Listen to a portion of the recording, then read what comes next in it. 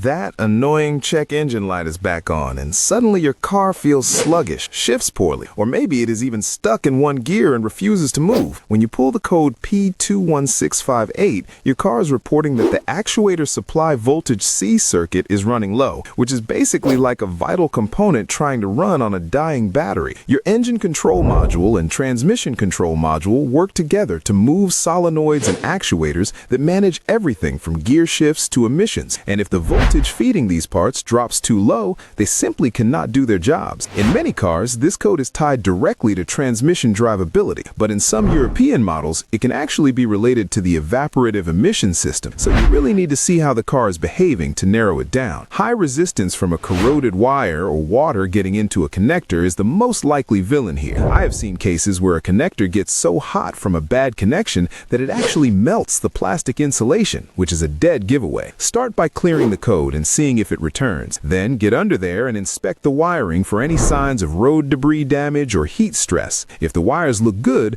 you will need to use your multimeter to check the actuator itself for the correct resistance levels. Always remember to solder and shrink wrap any repairs you make to the wiring, especially if it is under the car where it's exposed to rain and salt, because a simple butt connector will just corrode again in a few months. This is a moderate issue for now, but driving with low voltage to your transmission actuators is a recipe for a very expensive breakdown, so track down that voltage drop before it leaves you stranded.